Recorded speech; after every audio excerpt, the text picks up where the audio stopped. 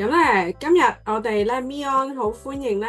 邀請到丁醫生啦，丁石全醫生啦，幫我哋介紹一下咧，大家少女都好緊張嘅話題就係點樣減肥啦。咁咧夏天就嚟到啦，大家咧都會好想咧，希望可以靚啲身形去迎接呢個夏天啦。咁啊，今日歡迎丁醫生幫我哋咧解釋一下關於減肥嘅各樣方法同埋謬誤喎。丁醫生，今日有咩想分享啊？其實就呢個可能係話係女性嘅終身嘅事業嚟噶嘛。不過就我諗好多人都對於呢個肥瘦咧有唔同嘅定義嘅。咁我哋客觀啲去睇，就其實都一般都會用嗰體重質量嘅指標。咁即係我哋成日所講嘅 BMI。其實就如果我哋要睇下自己係咪真係太瘦或者係太肥咧，咁其實好簡單嘅。你用個 BMI 咧去計，就用你個體重，即係用公斤。即係譬如話，如果你有50公斤嘅，咁你就用50而去除以你個身高嘅平方。嘅 square 應該係，即係譬如話，如果你係有1米6嘅，咁你就將你嘅體重除以1.6嘅 square，咁其實嗰個就嗰個 BMI 啦。咁一般嚟講咧，我哋講嘅 BMI 咧就正常，其實都幾闊嘅，即係18.5去到24嘅。咁一般咧，我哋其實如果話一般嘅身形嚟講，咁20啊、22啊，咁其實都係正常嘅。咁但係我哋咧，因為亞洲嘅女性咧，唔知點解咧，就比較偏瘦嘅，其實。所以啲外國人見到我哋亞洲嘅女仔咧，其實偏瘦嘅。咁我哋其實如果喺嚟講個標準咧，如果我哋個 BMI 低過18咧，其實就已經太瘦噶啦。但係反而咧，作為香港女性，我就調轉頭會諗，喂，廿四好肥咯，外國人就24啫，我哋唔用24嚟做標準啦，係咪啊？咁點計咧？應該都仲係死會㗎，因為個原因就係咧，我哋其實可能我哋嗰個脂肪嘅比例嘅，咁變咗咧好多時咧，我哋就即係個脂肪比例比較高。咁如果你脂肪相對冇咁重㗎嘛，咁你除出嚟嘅時候咧，咁好似就其實就會睇落去就會偏肥咯。咁所以就如果做運動嘅人咧，其實佢嗰個 BMI 相對就會細啲嘅。同埋呢一個其實都好見仁見智嘅。其實我哋成日覺得靚與唔靚，其實唔係睇嗰個身形體重噶嘛，即係整體去睇噶嘛，即係唔係話睇外表噶嘛。即係其實如果你太注重嗰個外表嘅話，反而你忘記咗自己其實嗰個譬如話嗰個性情啊，或者係咪比較開朗啲啊，平易近人啊，咁同人相處到啊，咁呢啲其實係有時個自信心咧，唔好俾嗰個體重綁死咗自己咯。咁呢個通常都係我哋跌咗落呢個陷阱咯。即係所以其實就唔使好似太過着重喺嗰個身形啦，係咪個肥瘦嗰度啦，或者太過執着喺嗰度，都要睇埋其他嘢嘅，係咪？我最近咧就發現其實咧有個方法咧，因為譬如頭先你話計 BMI 咁樣啦，咁好多時候咧自己哇即係頭大埋啦，都唔想計啦。咁我就發現其實第一就好多嗰啲智能嘅磅咧，佢都已經幫你計咗㗎。都要計咗嗰個重脂肪係。有啲咧就直頭計埋你每一日咧要食幾多 calories 添，係啦，即係嗰個靜態代謝嘅指數啦。咁咧另外一個方法咧就係可以揾AI 幫你計啦。你淨係俾佢喂我體重幾多高幾多，你幫我計 BMI 啦，我今日要食幾多 calories 啊？甚至乎係喂你俾個餐單我啦，咁都仲得。咁啊就嗯係一個好方便嘅做法啦。咁嗯其實咧，即係我覺得就係香港嘅女性啦，好多嗯時候都會係終身事業嚟噶嘛，成日都想減肥嘅，但係有時嗯。又會發現咧，越想減肥，越想去控制嗰個體重咧，反而就越做唔到喎。你咧，嗯，經驗啊，覺得係點樣咧？呢個都幾常見嘅現象嘅，因為有啲嘅譬如好似失眠咁啦，即係你有時你越想瞓覺，越好希望瞓覺，你就瞓唔到啊嘛。或者你有時想控制焦慮，或者我哋想考試要攞高分啲，比賽要攞冠軍。咁一樣嘅，其實有時咧就有時我哋太過着緊，而太過希望可以控制自己嘅體重，反而俾自己好大壓力嘅。其實好多時嗰個陷阱就係話你越想好快咁樣去減肥，嗱，其實最大問題嘅速度，你好想短時間減嗰個體重，咁你就會食少好多嘢咯，或者你食少一餐咯，特登呢一排係節食減肥咯，咁變咗你有時你短期你好似都你個意志力夠嘅時候，你可以做到，但係到一段時間或者你可能一兩個禮拜，你好容易就會放棄咯，咁變咗咧就會好大嘅反彈咯。其實最難就係即係好似方法，我哋人人都知道應該點樣控制體重，但係最難就係我哋唔能夠持之以恆啦，同埋我哋太心急咯。咁呢個就係通常我哋容易犯嘅錯誤咯。同埋亦都我哋睇翻世界各地咧，有啲國家嘅人唔肥噶，即係相對嚟講，譬如話日本人、意大利人、法國人，佢哋食嘢慢啊嘛，同埋佢哋咧你知佢哋食一餐飯係慢慢咁樣去享受噶嘛，咁所以佢哋因為食得慢，所以佢哋肥嘅人就唔會太多。你睇翻嗰啲喺唔同國家，譬如澳洲啦、英國啦、美國嗰啲啦、夏威夷添啦，好犀利啊！佢哋好快嘅食嘢。通常啲快餐文化或者我哋趕頭趕命咁去食嘢嗰啲咧，你就嗰啲好容易就會食多咗都唔知啦，不自覺咁嘅肥咯。咁即係所以咧，其實食慢啲係一個方法啦，堅持寧願減慢啲係一個辦法啦，係咪？會啊，有時就有時我哋會鍛鍊嗰啲病人嗰個意志力咯。嗱，譬如話嗱，而家天氣雖然仲有少少凍啦，咁其實都冇之前咁寒冷啦。其實鍛鍊意志力咧，可以咧俾自己可以試下沖，唔好沖熱水涼咯，或者試下沖啲涼涼地嘅水啦，溫水啦。咁其實可以鍛鍊嗰個意志力咯。咁其實如果我哋譬如話你沖涼嘅時候，試下沖凍少少嘅水，咁你就話俾自己聽，其實可以俾自己可以有意志力去堅持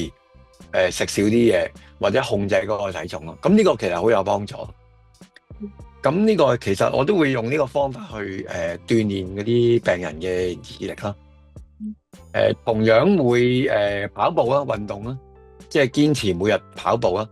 咁呢個都係可以鍛鍊個意志力咯。食嘢咧控制就係有時會教佢哋會譬如話食好多人中意食嗰啲朱古力，譬如話食金沙朱古力或者係樂家杏仁糖咁樣。咁你好容易會一食就失控㗎嘛。咁你譬如我哋細個好中意食麥提沙啦，即係覺得麥提沙就好幸福嗰個感覺咁樣，咁就去要訓練嗰啲病人就係試下就每日淨係食一粒，就試下嗰個感覺，同埋就珍惜每日你淨係得一粒嘅啫。咁你會好細心或者好珍惜咁樣去食嘅時候，咁佢嗰個對於嗰個食物嗰個質素好好多咯，就唔係話狼吞虎咽啊咁樣，就即係變咗食嘢要貴精不貴多咯。咁其實就好容易就會你會有個意志力，有嗰個忍耐力，同埋你食嘢咧係重質不重量，咁好自然咧就慢慢唔覺咁就會瘦啊。咁如果冇意志力，咁點算咧？冇意志力其實可能要慢慢好似即係有啲似好似去跑步，即係你要慢慢帶住佢咯。即係話可能你要慢慢循序漸進咁樣，咁有時要設計好多唔同嘅步驟同埋方法咯。即係譬如話初試下學下就係食三餐咯。因為其實最容易犯嘅毛病就係你越係食少一餐，你就越容易會好肚餓，食多好多嘢咯。但係如果你唔係嘅，你定時定刻咁去食嘅話，咁你又最簡單就係唔會食咁多零食咯，同埋宵夜啊嗰啲雜食啊小食啊嗰啲就唔會咯。咁同埋就可以同個病人就一齊去教佢，或者去試下譬如話飲咖啡啊、飲奶茶啊，或者飲檸茶嘅時候，試下唔用糖咯。咁都會嘅，有時都會大家一齊沖一杯檸茶或者奶茶。咁檸茶最好啦，佢冇奶啦，咁就會健康啲。咁變咗就會試下唔用糖，咁睇下個感覺咁樣。咁其實如果慢慢去同佢一齊去做嘅進行嘅，咁佢有翻啲信心咯。咁同埋就其實你唔好食嗰啲糖甜嘅嘢，其實慢慢其實好多人嗰啲係心情嘅問題影響，而係佢好中意食啲甜嘢，等自己會心情好啲。咁其實呢個係一個謬誤嚟嘅，即係大家都相信，咁自己都相信。但係如果你話你試下，就譬如話，好似外國人佢飲西式嘅茶嘅時候，佢哋都唔落糖嘅。咁我哋都可以試下咁啊，慢慢示範。我諗係要慢慢去俾個病人有翻啲信心，咁慢慢可以教導佢，等佢可以有翻一啲嘅好似有翻啲支持啊咁樣咯。咁朋友都重要嘅，其實就即係我哋遇到啲咩朋友就會有唔同嘅睇法咯。咁可能就遇到啲真係可以幫到佢一齊去控制體重嘅話，咁佢容易比較進行啲。我諗我有遇過一啲嘅病人啦，好多時候嘅問題就係佢會話，我都食得好清噶咯，糖我真係冇食噶啦，肥豬肉唔食噶啦，好多嘢我都好清，其實都霎菜噶啦，霎肉噶咁，但係咧都唔係好減得到。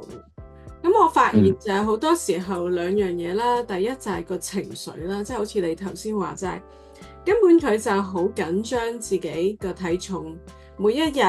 就一起身就第一時間去磅，跟住咧上落少少咧都好緊張。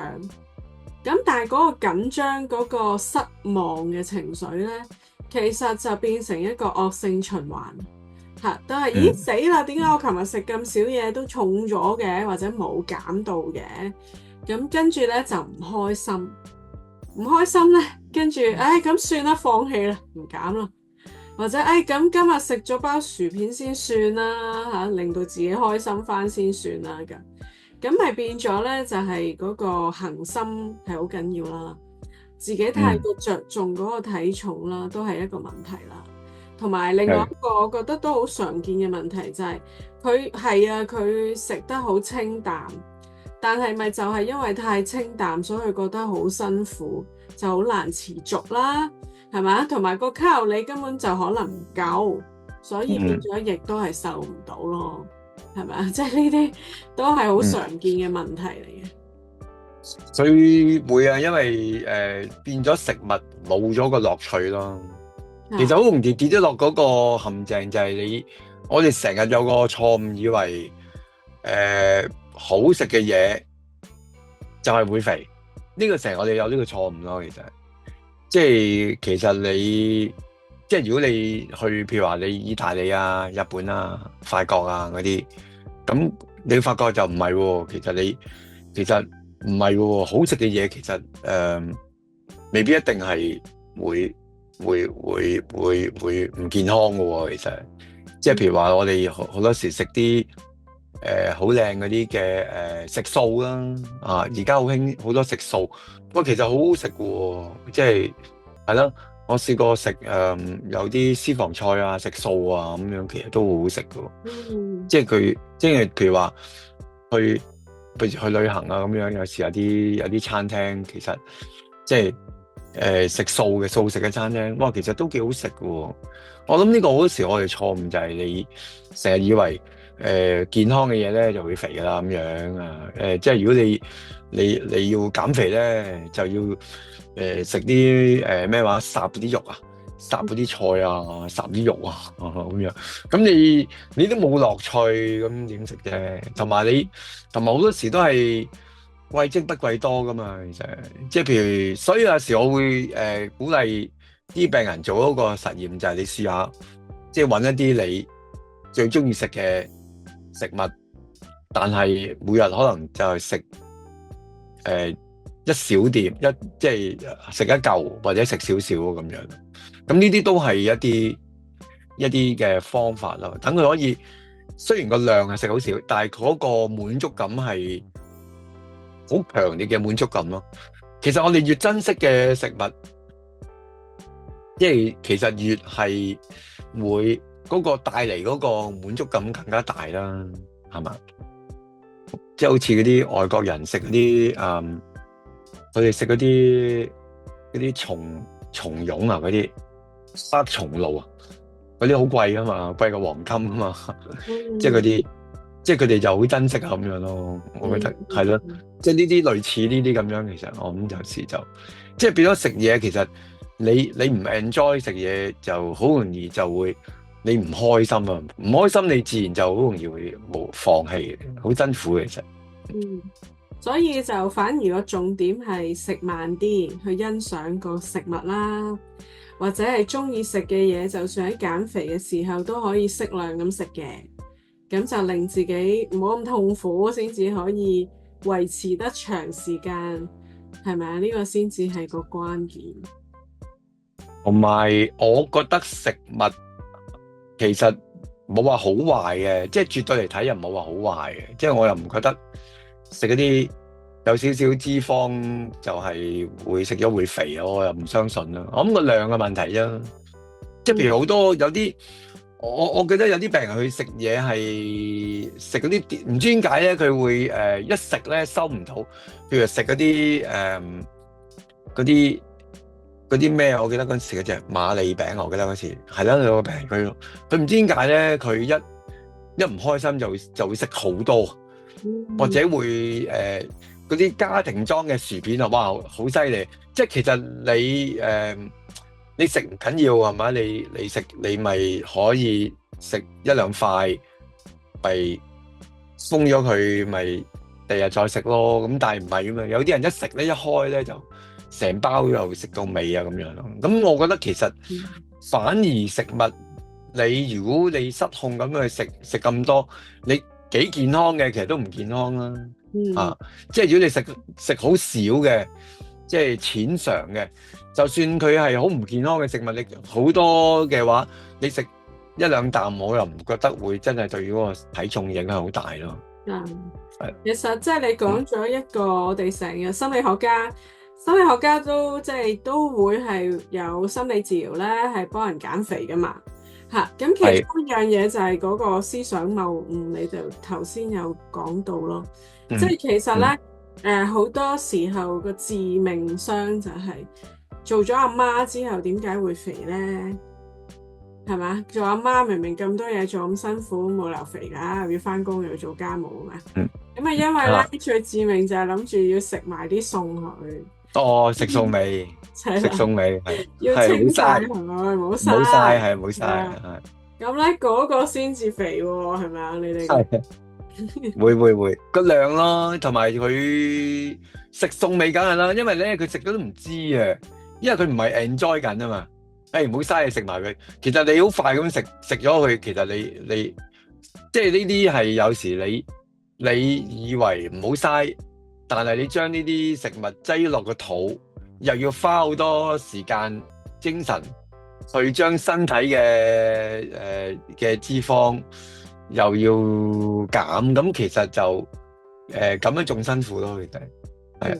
咁都係一個學問嚟嘅，即係一個家庭主婦煮飯煮餸要控制嗰個份量，我諗呢啲可以慢慢學習嘅，係啊，或者起碼就唔好個心態係要清晒佢啦，因為對自己身體最後未必係最好嘅方法啦。另外一個問題咧，就係其實好多人明明自己已經好瘦咯，但係都仍然覺得自己好肥喎，係咪有咩問題咧？點解會咁㗎？我呢個就係牽涉到有時我哋即係好多我哋講嗰啲叫做有啲叫飲食失調咧，就係咧令到嗰個自己嗰個身體嗰個扭曲咗啊！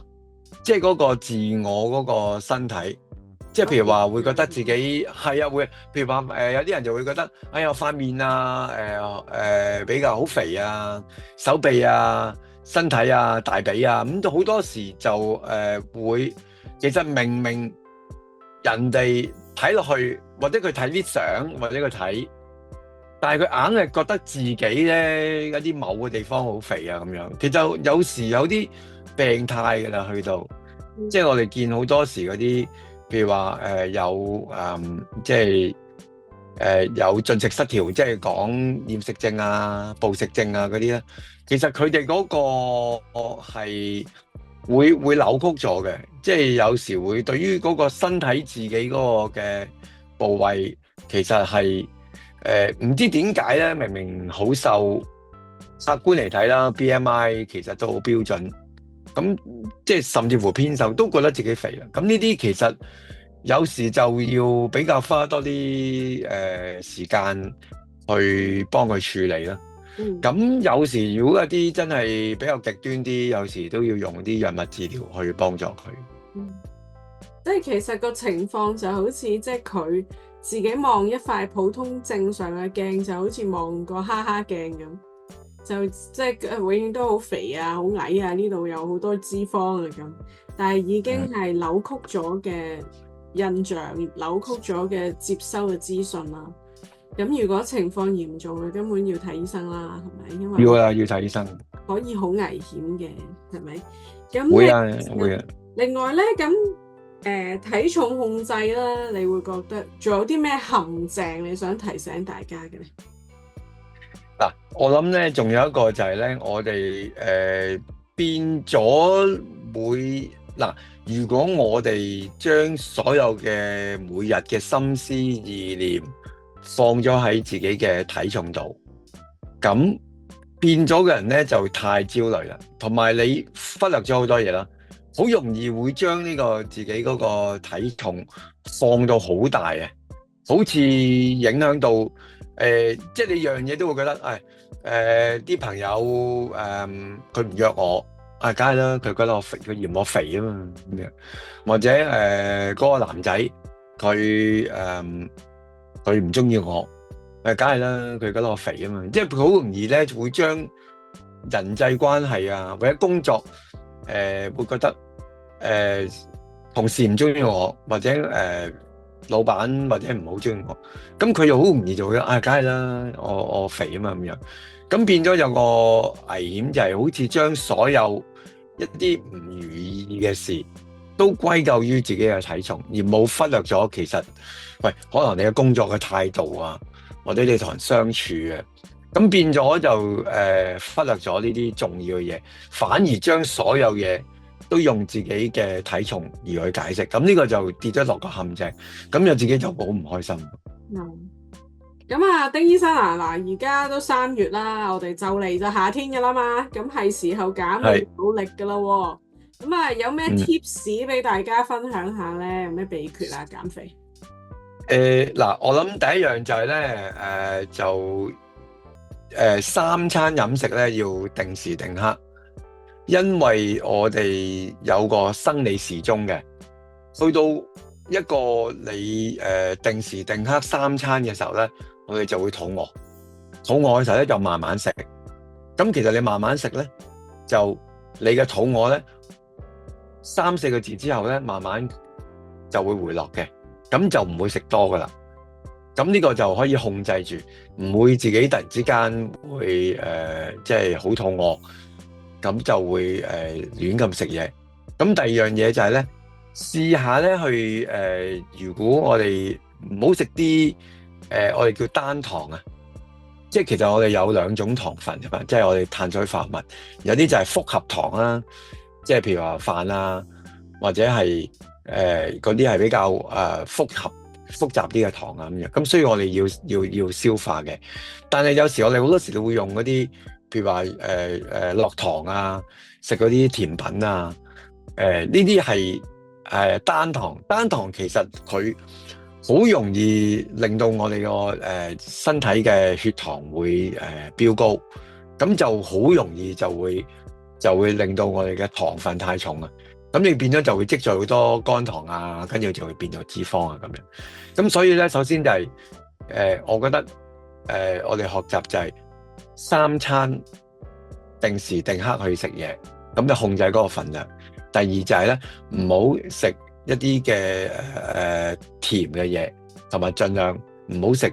一啲嘅零食啊、小食啊、甜品啊咁樣。即係宵夜啊咁樣，咁自然就會身體慢慢咧適應到咧，就其實就會慢慢就會穩定，咁就會標準嘅啦，就唔使驚肥嘅啦。聽你講到就好似好容易咁樣。我又覺得真係唔係真係咁難嘅，因為發覺慢慢其實特別係即係我發覺好多時我過往係遇到嗰啲即係個案係有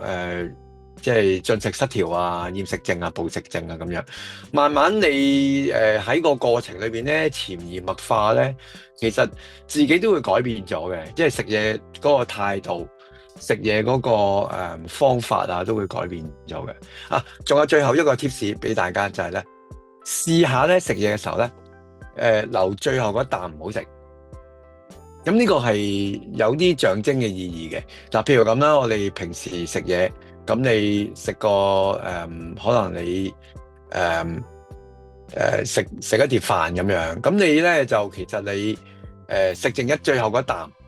唔好食，留翻喺個碟度，咁你咪棘住咗，你唔會再食多第二樣嘢咯。嗱，譬如我哋飲品一樣噶嘛，即係好多時咧啲人咧會沖奶茶啊，或者倒啲汽水啊咁樣飲，咁你飲完咧，你飲晒咧，你好想再飲嘅。因為你有快感啊嘛，咁但係如果你咧，我哋你留最後嗰一啖，咁你棘住咗你又唔會再斟第二杯咯，咁呢一啖其實就可以咧阻止你咧就會再繼續咁樣去食落去或者飲落去咯，即係用數學去計就係簡單，就係我哋由0開始去到0.99你就停咗佢。咁你就唔會去到1，但係當你去到1之後咧，就你又會1.1就會去到2就會去到3咯。所以永遠咧食嘢咧去到0.99，咁呢個就係我嘅秘訣，就係用0.99去棘住自己，唔好食多。哦，今晚即刻試下先。係咁咧，好多謝丁醫生咧嘅分享啦。下一次咧，再請你上嚟又講下唔同嘅減肥方法先。咁咧，好啊，各位嘅收睇啦。咁亦都，如果你想咧，對於體重控制或者係失眠嘅改善有多啲嘅興趣嘅話咧，咁你都可以咧上去我哋嘅 website 啦，就係 meon.live.life 嗰度咧，就會有一啲嘅免費嘅評估啦，可以睇下自己嘅狀況係點樣喎。咁裏邊就有包括體重管理啦，同埋失眠改善嘅資訊嘅。咁啊，多謝晒丁醫生今日幫幫我哋好講解。下次再請你好上嚟。Thank you。 ，OK，好，多謝 Daisy，好，拜拜。拜拜，拜拜。